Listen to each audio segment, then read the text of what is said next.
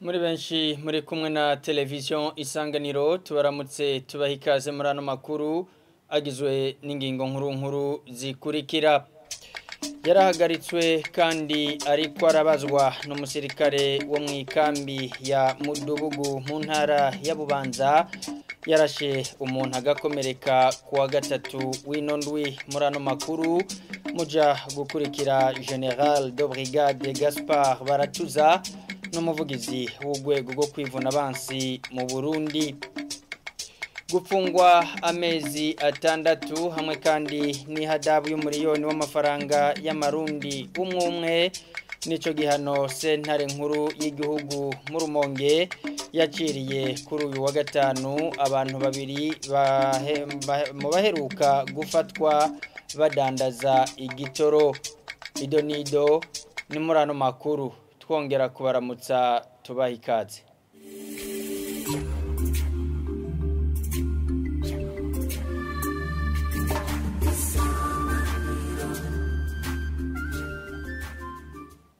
Igisata c'umutekano dutangure amakuru twabateguriye. Umusirikare wo mu ikambi ya Mudubugu iri mu ntara ya Bubanza yarashe umuntu agakomereka ku munsi wa gatatu w'inondwi ngo yarahagaritswe kandi ariko arabazwa. Bishikirizwa n'umuvugizi w'urwego rwo kwivuna abansi mu Burundi General de Brigade Gaspard Baratuza asigura ko atategeko na rimwe rya gisirikare uwo musirikare yari yaronse kugira ngo arase uwo muntu. Baca bashaka kuza bagatema n'ibiti birimwo byatewe muri wa mugambi we Burundi urambaye canke bagashaka kuma baza kuharima. Indimiro zarahagaze barabujije mugare habikinga ijoro bakaza aribo bumva muri abo gukizura rero byarabaye abo ataco biyotsa canke bafise bubaha barababwiye ati hagarika baragenda. Haba umwe mugabo yigize akagara mu Rwanda aranka kuvayo sinzi ingene vyagenze birashika umusoda yarashe mbwa ntawe muhaye amategeko arisho gituma iyo umuntu agize igikorwa akagikora wenyene akagikora atamuhaye itegeko kwari gukizura bisanzwe nta mwansi yarateye wo kuraswa mugabo revye yabigize wenyene kumvo yiwe. Ivyo navyo birafise ingene bice bihanwa mu rwego dusanzwe dukukiramo kwivuna abansi bw'u Burundi. Ategezwe kuvuga ingene yabigize n'uwabimutumye mugabo turazi yuko neza atamutegetsi wa gisirikare atuma bene ivyo bintu. Ivyo rero yabikoze nabi cyane naho uwo muntu yari yagize akagagazo agakora nabi ntiyari gukora bene uko yari kumufata agashikiriza unaniranye ubutegetsi hanyuma akamenya ico bamukoza kindi mugabo gusohora usase atari umuntu wunda rugutumberejeko. Ivyo birahanwa cane n'amategeko ya gisirikare. Ubu rero ubu yabigize yarahagaritswe ari mu nzego zijejwe kumubaza kandi zizomubaza kandi turahana amategeko yacu arabitegekanya. Nayo kubijanye n'imizibukiro wavugira urwego rwo kwivuna abansi bw'u Burundi ahamagarira abagifise ibibazo kurindira kuko ngo ico kibazo kiriko kirigwa. N'ubunyene General de Brigade Gaspard Baratuza avugira igisirikare cy'u Burundi. Ariko turazi yuko igikorwa coco kiko kirakorwa kandi cyo kigeze kure. Rero nibarindire kwizera ko hagiyeho umugwi nawo ucujeje urakora hamwe gatanga icegeranyo aco raporo. Nibarindiranye kwizera kuko igikorwa coco kizokorwa kandi ico bazoronka coco bazikironka batakironse no munsi bazokironka ejo. Kibi nuko ataco bakiriko kirakorwa niho bo baheza bakihebura nayo ubuye nta kwihebura kuko uwo mugwi washinze ivyo byose uzoshika ku kintu. Barindirana rero kwizera kandi bavuga ngo uwitonze amira ibinotsi go unyarukije nawe usanga yononye n'ivyo yari gukiza. Umukuru w'ikambi ya Mudubugu yaravuze ati ubu uyu ukeneye kuja muri ico kibanza ariyandikisha. Aba bari abanyagihugu canke abene gihugu bakavuga bati twebwe dukeneye uko hakurikizwa ibyavuye ujya mugwi wize. None bamwe bati bakampasura la position haje mu ngiro ivyo mugwi washitseko umukuru w'ikambi ati muja mu mirima ariko mwanje kwiyandikisha sukunyinyana ejo ntihagira uvuga ati ndejeje ibiharage akaja gusoroma ejo muti ashobora kugirirwa nabi namba jewe kuco ndabibona nanjye natwaye abasirikare mu gihe ari ahantu bakavuga bati harabujijwe hanyuma uwuhari akavuga ati ndabona ahantu kumbure hashobora kumera ishamba canke kamera ibintu zibigoye burya n'abasirikare biko baragira imyimenyerezo barakenera aho baca arashobora rero muri uwo mwanya adafise abakora neza aho hantu akavuga ati ukeneye kuza ari ivyatsi aca agashira inka aranca ko ndamwereke ahatema kugira habone niyo myimenyerezo ishobora kuba nico yashatse kuvuga ko ubundi sukuza kwarangurira imirimo babujije uko abashikiranganje batatu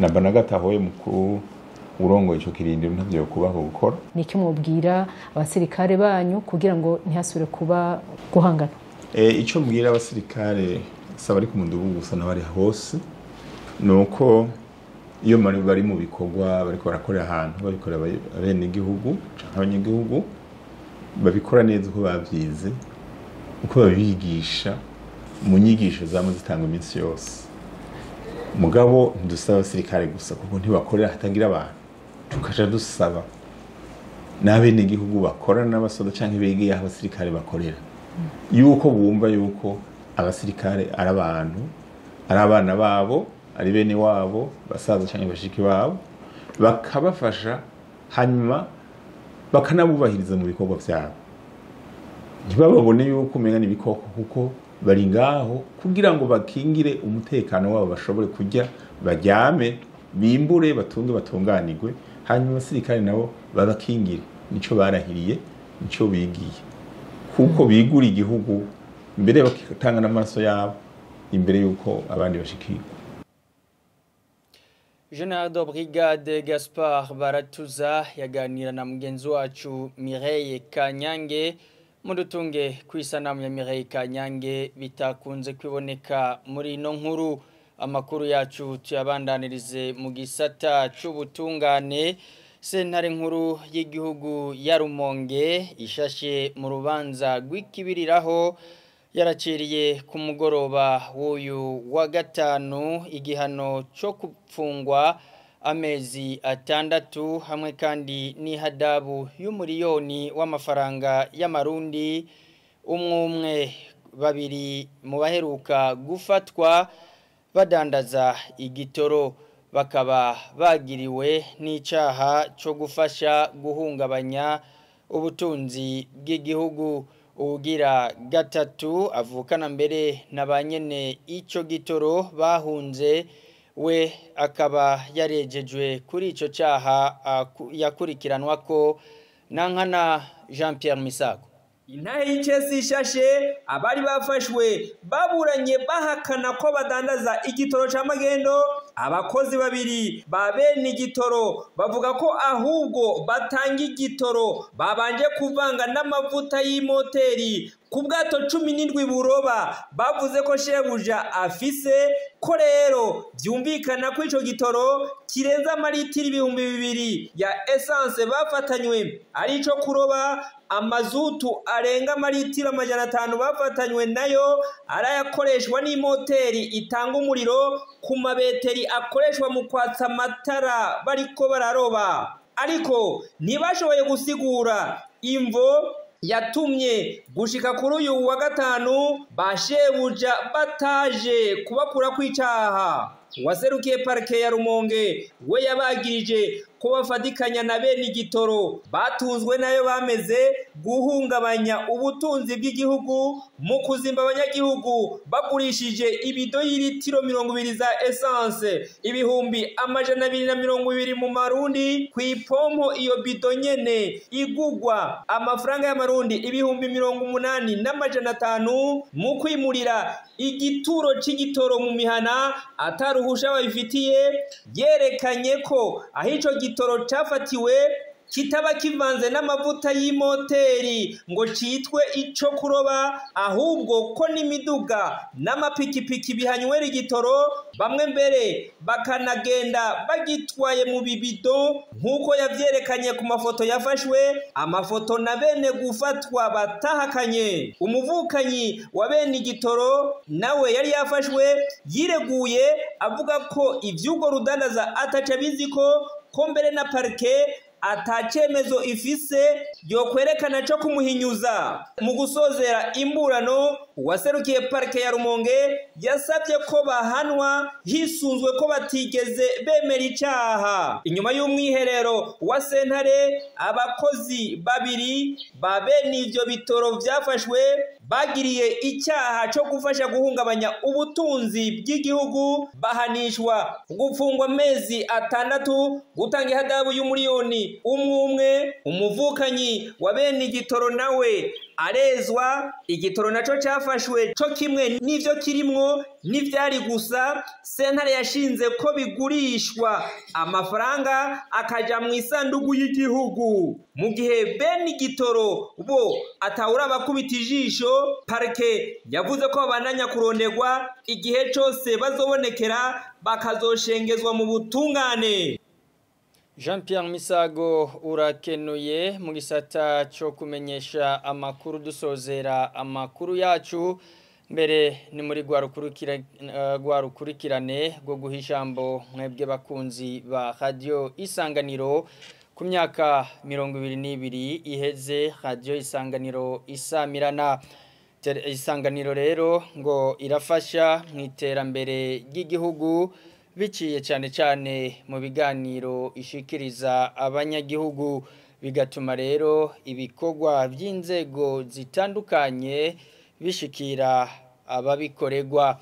Niko Ildefonse Majambere, umuvugizi w'ubushikiranganji bwo gushigikirana no gufatana mu nda, abibona. Aratera intege Isanganiro kuri iyo myaka 22 irangiye isamirana, kuko ngo naho intambamyi zitabura mu kazi iguma itera intambwe ije imbere.